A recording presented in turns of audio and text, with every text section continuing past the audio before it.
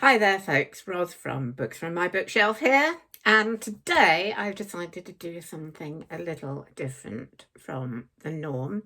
One or two people have asked for a bookshelf tour, so I thought, well, that's quite a fun thing to do, and now's as good a time as any, and I've seen that other booktubers do this, and it's quite a popular thing to do. So I'm going to take a quick look at the bookshelves in my house. I'll focus mainly on the novels, but we'll have a quick look at what else I have around the place. My bookshelves are not in the best order. I'm a little bit short of bookshelf space, so they're not the best looking bookshelves in the world, I have to admit. And I've had to double up on some space, as you'll see. But, you know, it's not about the bookshelves, it's about the books. They're the most important things. The other reason I thought it would be a good idea to do this is because there's quite a few books in my bookshelves that I haven't yet mentioned on this channel. And it'd be quite fun to sort of pick out some books as we go along that I haven't mentioned before, probably because I read them such a long time ago, I've almost forgotten them. So we'll discover these as we go along and we'll just see what turns up. Please do comment on any books that turn up that you would like to talk about. So this is going to be fun, and I hope Tilly will come and join in and lend a helping paw as we go along. Let's get started. We'll probably start with this bookshelf right behind me that you often see during my videos. This is basically my reference bookshelf. It's got a mixture of books that I use for reference when writing and when doing my business of tracing people's ancestry. So lots of different things. There's lots of history books. That's a great book, Peter Ackroyd's London, the biography. And there's various genealogy books there. Those are all the books I've written. My collection of C.S. Lewis Narnia books I always keep there to sort of refer to. And also there's quite a lot of books about theatre history, and of course the complete works of William Shakespeare, always good to refer to. Some of the books I've written have quite a lot of theatre history in them, so that's why I have a lot of those around. Particularly my novel called Isabel Bright, which is set in Victorian theatre. So there we go. That's my first shelf. That's all of my reference books. And you will often have seen this on my windowsill: dictionaries, encyclopedias, and sort of writer's reference books, Dictionary of Quotations, Dictionary of Phrase and Allusion, and an old tattered copy of Roget's Thesaurus. I don't use these as much as I used to because, of course, so much can be looked up on the internet now, but it's nice to have them there. This bookshelf in another corner of my very small office is my TBR bookshelf, and there's quite a lot of it, as you can see. The top two shelves are mainly hardbacks and non-fiction, and then there's paperbacks, etc., all waiting to be read. And then that load of folders at the bottom is some of my work projects, my family history folder, writing folders, etc. We won't look too much at that because I did a whole video on my TBR at the beginning of the year. I have quite a few personal development books. This is a little shelf. I have this little bookshelf which needs repainting. I've had since a child, and it's full of personal development books, and it stands next to a spider catcher. I love this bureau. You know, my parents bought me this for my 18th birthday. At the bottom I keep more sort of health books, yoga books, or that kind of thing. So now we get to the first the first bookshelf of novels. And here's Tilly come to give us a hand or a paw. Yeah.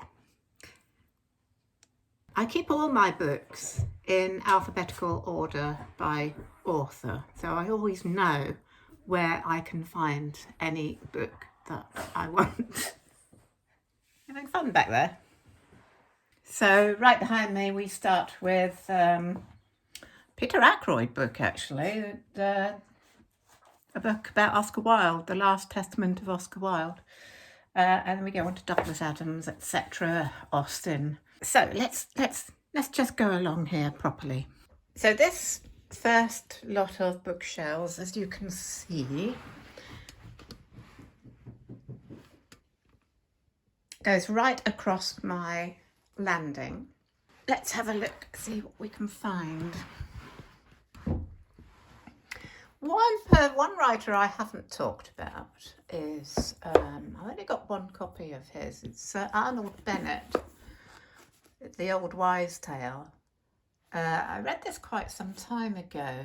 I became interested in Arnold Bennett. He wrote a lot of books based in an area of Staffordshire called the Potteries. A lot of my ancestors came from that area, so I was always interested in his works. I have read more of his, I think, but that's the only copy I have. What else have we got? A.S. Byatt's Still Alive. I actually preferred her book Possession. I didn't get on quite as well with that, but Possession I think I borrowed. I've got a lot of Tracy Chevalier, La Liaison Dangereuse, absolutely love that. A lot of Jilly Cooper down here. I had a spate of going through Jilly Cooper in my 20s. Captain Corelli's Mandolin. I haven't spoke about that before. That was a very popular book when it first came out. Yeah, I enjoyed it. Coming along here, of course, we've got a whole load of all my Charles Dickens books. I have a copy of every one of his books, followed by his great-granddaughter, Monica Dickens. And what else have we got? Oh, look, Dostoevsky. I've got three I've got the two Karamazov brothers, 1 and 2, and another Dostoevsky called Nitochka Nathvanova. I read these in my 20s. Cannot remember much about them, to be honest, but obviously the brothers Karamazov, very well-known classics. Simple Story of Parricide and Fraternal Jealousy profoundly involves the questions of anarchism, atheism, and the existence of God.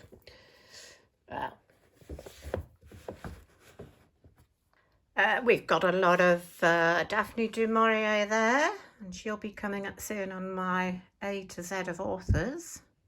A few George Eliot's, and George Eliot is another one I haven't spoken about a lot. I think I've mentioned Middlemarch on one of my lists. I haven't talked a lot about her. I quite recently read Adam Bede, which was very good. Silas Marner I love too. Ben Elton's Time and Time Again is brilliant. Sebastian Faulks, of course, got a few of his, and then we come down Fielding's Tom Jones, I've talked about recently. Flaubert, Sentimental Education. I have also read Madame Bovary.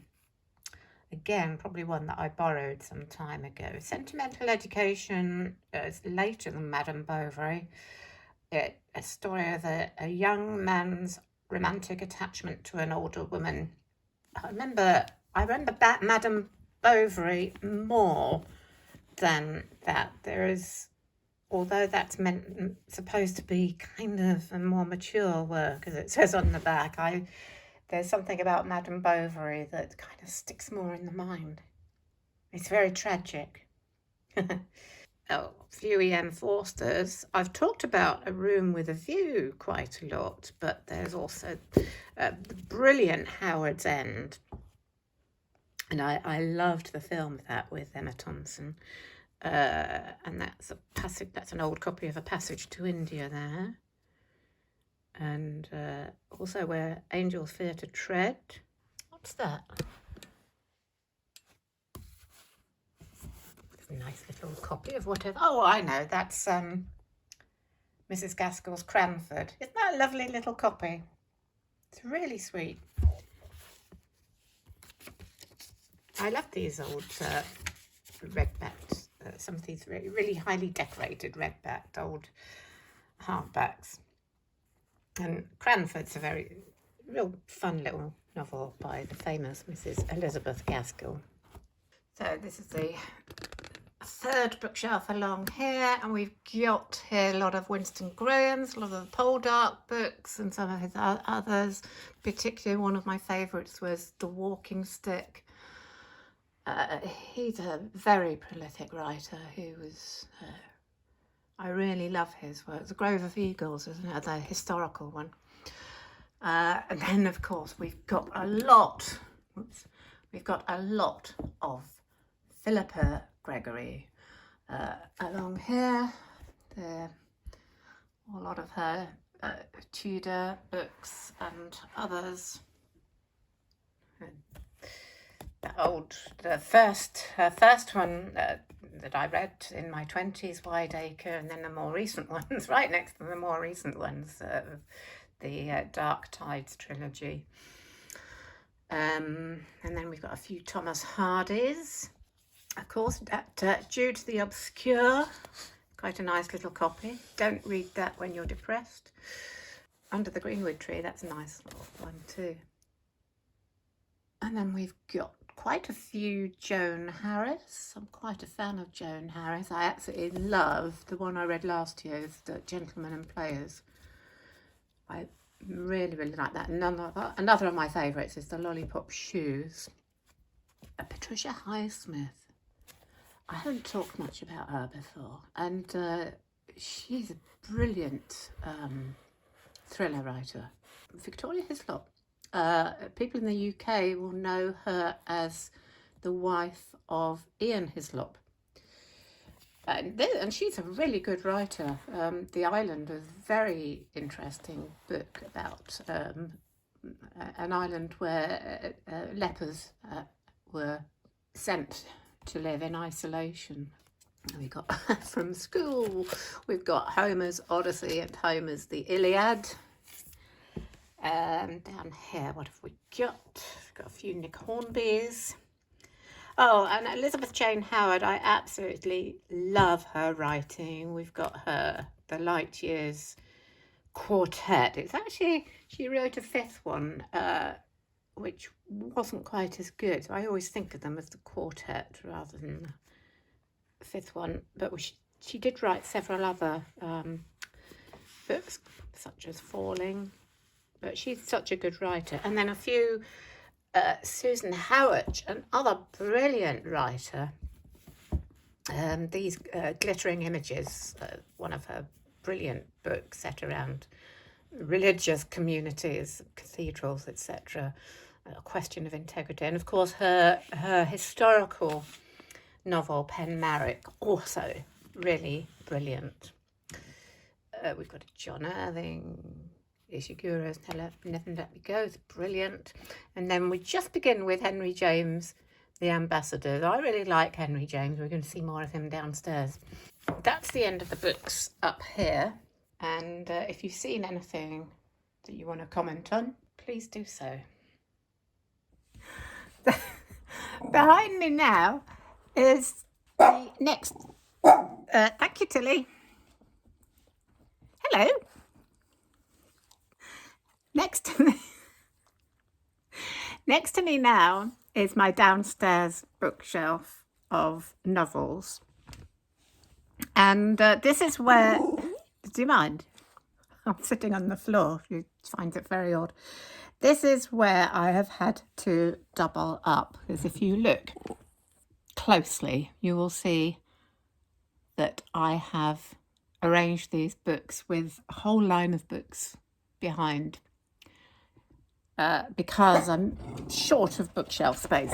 So I have had to double up by putting lots of books behind. So I'm going to have to, if we want to do a serious tour here, I'm going to have to pull some of these books out. So at the back of this top shelf, we continue with Henry James, Spoils of Point and What Maisie Knew. I really liked that book. It's actually quite funny. So, you know, Henry James, somebody to get into if you've never done that before. P.D. James, she's a great writer. Death Comes to Pemberley was her kind of sequel to Pride and Prejudice.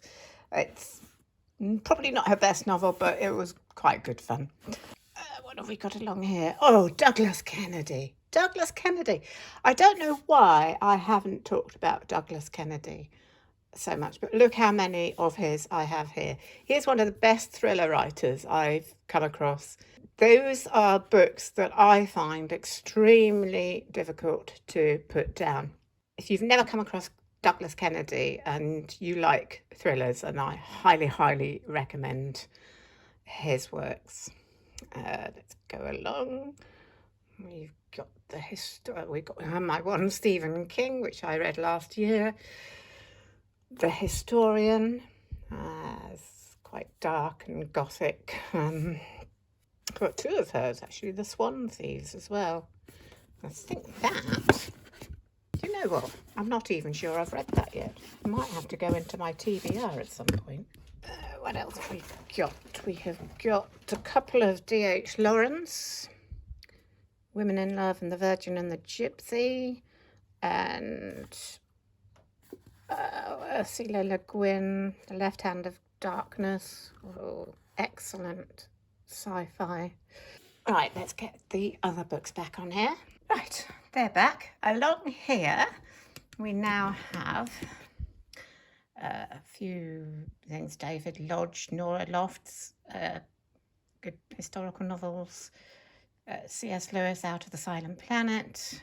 I've got two more of his adult fiction in my TBR, but I've also read Screwtape Letters, which is brilliant. Sir Thomas Malory, the Le Morte d'Arthur. Oh, here we go. Hilary Mantel. And the reason you see sometimes books sideways in my bookshelf is because as I say, I like to keep my books in alphabetical order of author, but obviously they don't always fit.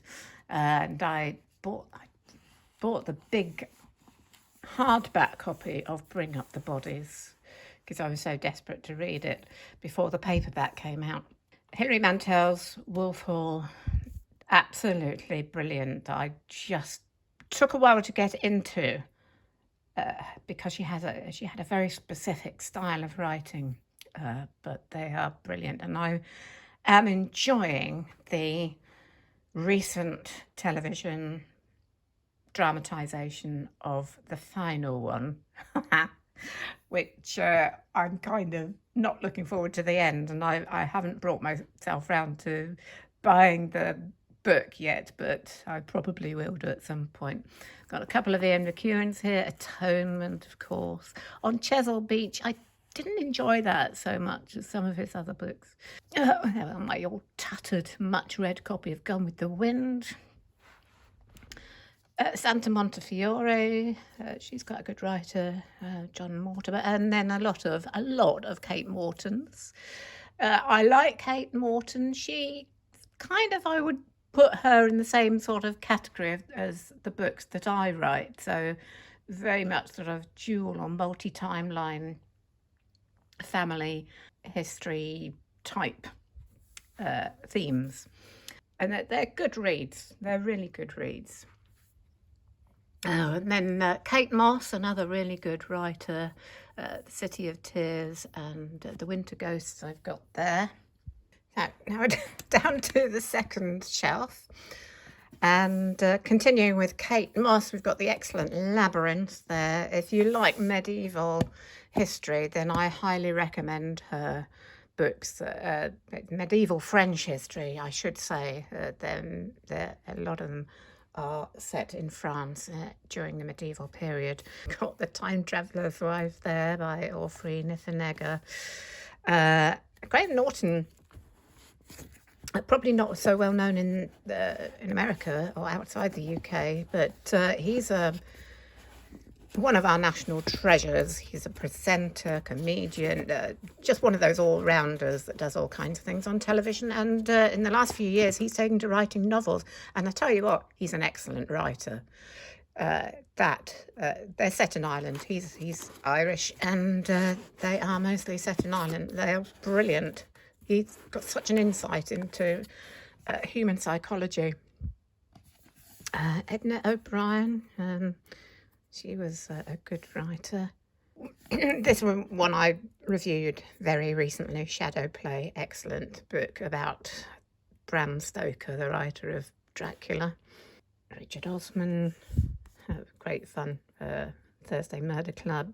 The Heaven Tree, which is one of the books written by Edith Pargeter, who wrote as Ellis Peters, she also wrote the Catsville books.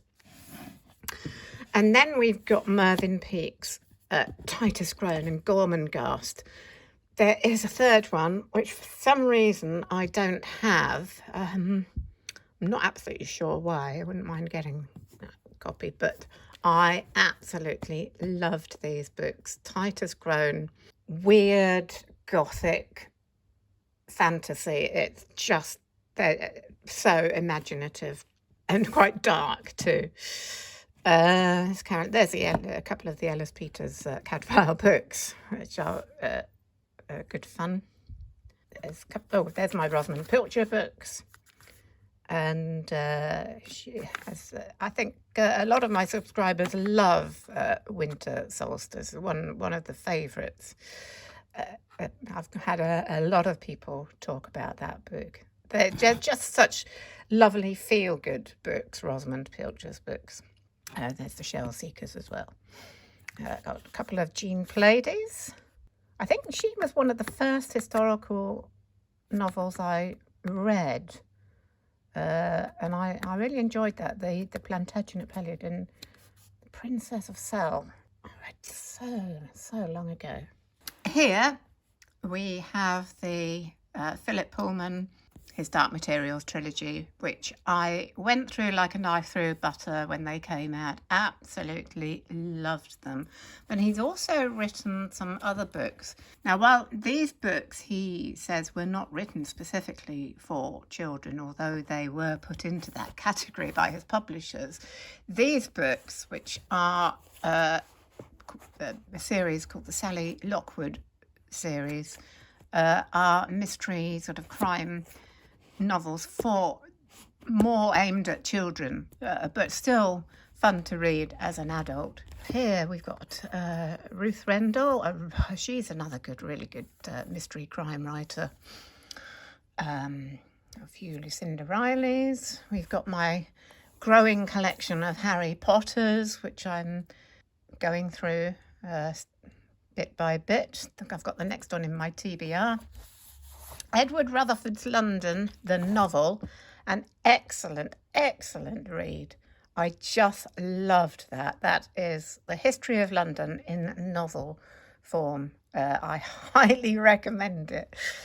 We've got my one copy of C.J. Sansom, who I only discovered fairly recently. I know a lot of you really like his books, and it's definitely an author I want to read more of. We've got a whole collection of Susan Salis. I think these were books that my mother really liked. I think she really liked these. I think a lot of them are set during the war, which I've said before. She often bought novels set during the war. I've got 3 Dorothy L. Sayers here, including this very tatty copy of The Nine Tailors. She was brilliant. I think these are, yes, they're all Lord Peter Wimsey books, who she was she wrote a series of books with the very dapper English detective called Lord Peter Wimsey. Well, he wasn't actually a detective. He just he was a bit of an amateur sleuth, I think. But they are great fun, the Dorothy L. Sayers books. And then we've got my one copy of Sir Walter Scott. This one's called Kenilworth, set in Kenilworth Castle here in Warwickshire. I really enjoyed that. He was writing in the sort of turn of the 19th century and wrote sort of historical novels. And his best known novel is Ivanhoe, of course, but this one's really good. There's a good book, The Lovely Bones by Alice Sebold. I haven't read any other of her books. So on the bottom shelf we have, of course, Mary Shelley's Frankenstein, which I have talked about before. We've got a few Anita Shreves, another author that my mother really loved. Oh, here's one I haven't spoken of before, Howard Spring. You don't hear a lot about him these days. My son, they're very kind of intense novels. He was writing, I think, in the sort of 40s, 50s, 60s. He also, I think it's better known, but possibly, is Shabby Tiger. And I think I remember that being dramatised on television way back. Oh, another favourite of mine here, lots of hers, Mary Stuart. I went through a spate of reading her in my 20s. Great sort of mystery, romantic novels. Again, probably a little bit dated now. They're sort of 1950s, 60s, but great stuff. There's my copy of Dracula. One of the best, I think the best horror novel of all time. And then Dacre Stoker's Dracula, also really good. Oh gosh, William Styrone's Sophie's Choice. Oh, a great novel, but very difficult reading that. We've got, oh look, Gulliver's Travels, Jonathan Swift. Great satirical novel of the 18th century. I've got a collection here of novels, well, 3 actually, novels by Elizabeth Taylor. Not that Elizabeth Taylor, the writer Elizabeth Taylor.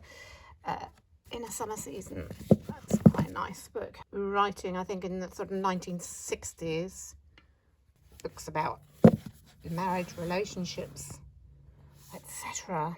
Oh, Josephine Tay. I've got a couple of hers, I think. Josephine Tay, another crime mystery writer of, what, 1940s, I think? Actually, 1950s. Yeah.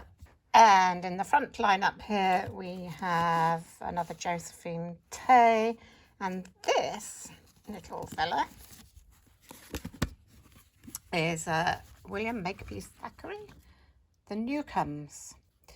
And of course, Thackeray is also best known probably for the wonderful Vanity Fair. Absolute brilliant classic novel. Loved that. Oh look, hiding there, The Hobbit. Unfortunately, as I've said before, no longer have my copy of The Lord of the Rings because it fell to pieces. I'm looking to replace that at some point. It fell to pieces because I'd read it so much. A brilliant Advent by James Treadwell that I read and reviewed very recently. Excellent book, that. And then I've got a couple of Anthony Trollope's. The Way We Live Now, this really big novel. I really enjoyed this novel.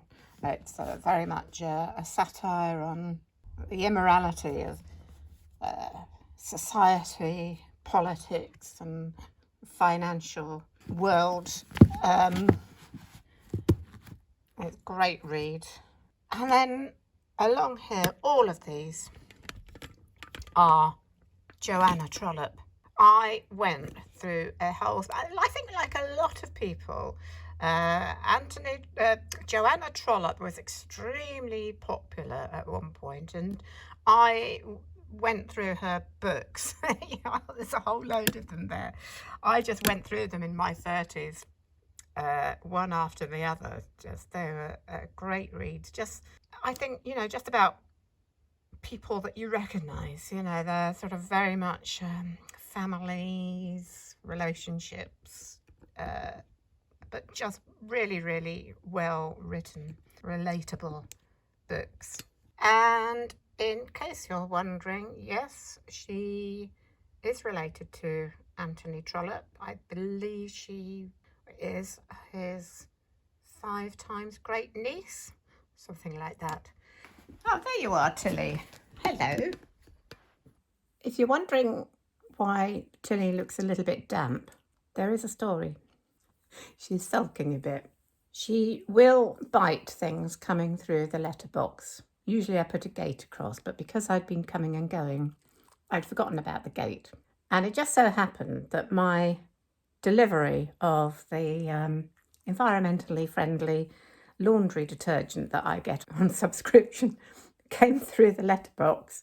She caught it, bit into it, and burst one of the laundry capsules and got a really nasty taste of laundry detergent and managed to get it all over her face as well. So I've had to give her a good clean up and dry up, and she's not very happy about it. That's why she's looking a little bit cheesed off. Dogs say.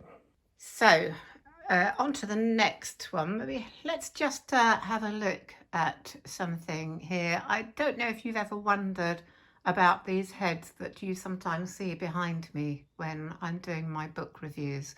They are sculptures that my mother made. Probably some of you know that she was an artist and she mainly painted, but sometimes she did sculptures. And these are family sculptures. The one on the left is my brother as a baby. The one in the middle is my father, probably aged about late 30s, early 40s. And the one on the right, well, that's me, probably about 2.5, 3. So there you go, just if you've ever wondered. And down here is the last of the novels spilling over into this bookshelf. And we've got here quite a large collection of Penny Vincenzi's. Again, another writer that I kind of had a spate of going through in my 30s, I think. And my mother really loved her books too, so we kind of borrowed them from each other. Great bricks of books, long sort of dramatic family sagas, but really good reads. Tilly's kind of sitting on me. Just need to get a little bit closer, Tilly, to the bookshelf. No, she doesn't want to be in her basket. Okay. So let's just have a closer look at what else we've got here just towards the end here. I think the notable ones here, Oscar Wilde's The Picture of Dorian Gray. And that's the last of my novels here. This one here is just a collection of short stories by women that my parents bought me for a birthday once. There's a second collection that's still in my TBR. And along here, these are all paperback biographies. I do like reading biographies, and as you can see, we've got quite a few biographies of Blake, the Brontes, Peter Ackroyd's Dickens, Stephen Fry. That is the autobiography of Bob Hope. Quite old, that one. Henry James, Tom Jones, C.S. Lewis, Shirley MacLaine, etc. And down here, next to the dog's basket, we've got hardback biographies. This is brilliant. Melvyn Bragg's biography of Richard Burton. It's a really good read. We've got Michael Caine's autobiography. Oh, the actor Simon Callow. Noel Coward Diaries, they're good fun. Daphne du Maurier, biography. More Stephen Fry. Book about Gandhi, that's great. Cary Grant's biography. Katharine Hepburn, one of my favourite ever Hollywood actresses. I absolutely love Katharine Hepburn. And Elton John's autobiography. Paul Merton, probably not known too well outside of the UK. He's a well-known UK comedian and presenter. I've got Marilyn Monroe, Leonard Nimoy, Graham Norton, who I've mentioned before. Oh, dear old Paul O'Grady. The Michael Palin Diaries. Patrick Stewart. You can see I'm a Star Trekkie, can't you? There we get a few more actors and some books about film and various other things. So that's that bookshelf. Just here is another bookshelf that I have just before going into my kitchen, and this is where I keep all my cookery books.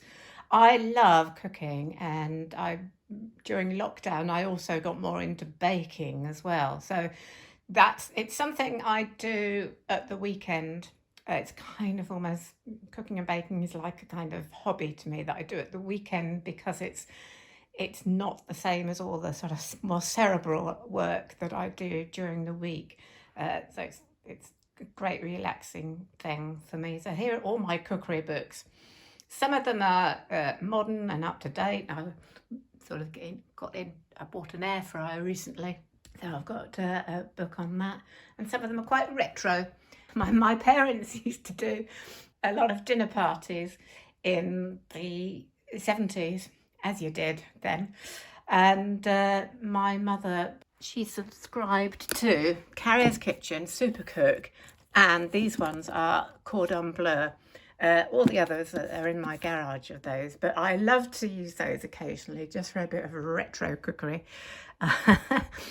And I also have some scrapbooks where I get recipes from magazines and stick them in there. But I just love cookery books, and I try to eat as healthily as possible too. Right, this is the door into the garage. I'm not going to show you much of the garage because it's a bit of a jumble for many reasons. Still trying to sort things out, even though I've lived in this house for 6 years.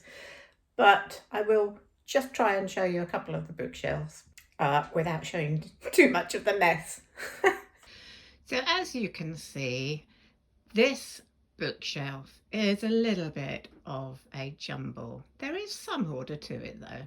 So as well as all the plays that I have, and they cover more or less 2 bookshelves, I also inherited all the plays of my father, who was an actor.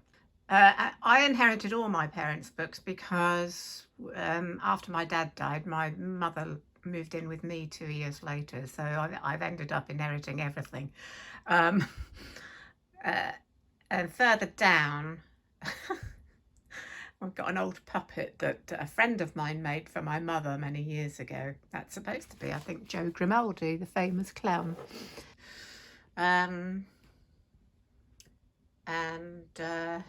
Oh gosh, various bits and pieces, more history books. And also we've got books on art. Those, of course, are my mother's, who was an artist. Hello, Tilly.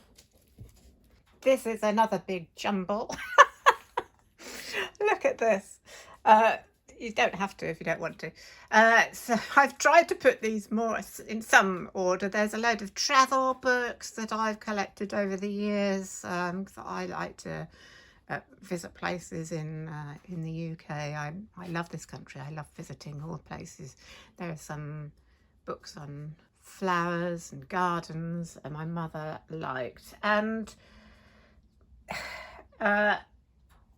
here and there is my collection of Arthur Mee's Children's Encyclopedia, and also there's a large collection of my mother's art books that she loved. Oh, there's just all kinds of things here. This needs sorting out at some point. But it's a real treasure trove of lots of different types of book. Oh look, and there's the rest of my mother's Super Cook and Carrier's kitchen. I hope you enjoyed that tour of all of my bookshelves. Maybe I'll do another one day when things have got a little bit more sorted out. And also, one day I would certainly like to move. I would love to move into a house that has fitted bookshelves, wall-to-wall bookshelves fitted. That's my kind of dream, and where there's lots of space. It's not that this house isn't, you know, it's a good-sized house for one person, but there's not a lot of space for bookshelves. So I am hoping one day when I leave this house that I will find somewhere where I can have books wall-to-wall. I've always wanted that. To be surrounded by books always makes me feel good. So I hope you've enjoyed the tour of all of my bookshelves in my house, and do comment on any books you've seen there that you particularly like, and don't forget to like and subscribe if you want to see more of my book lists, book reviews, and also my series of A to Z of authors from my bookshelf. The next one coming up is a good one. Hopefully that might be next week, perhaps. And in the meantime, I'll put another video up here for you. If you want to see more of my videos, if you're new to this channel. So that's it for now. So that's bye from me. But just quickly, before I go, I'm actually recording this little update the following day. I just wanted to do this little update on Tilly's little mishap. As you can see, she is wearing the cone of shame. Bless her. It was just after making that video that I noticed that her eye was looking very sore and she was holding it shut. It would look, if you look earlier in the video, it looked fine. So there was, you know, I hadn't noticed anything until much later on. So she got rushed to the vets yesterday, and she's gone on lots of eye drops and painkillers, and as you can see, yeah. And she hates the eye drops, and but she's still friends with me, just about, aren't you? Yeah. But her eye looks still quite sore, and she's got another appointment with the vet tomorrow. Cost me an arm and a leg, you know. So there we go. I'll keep you updated in the next video how she gets on. Bye for now.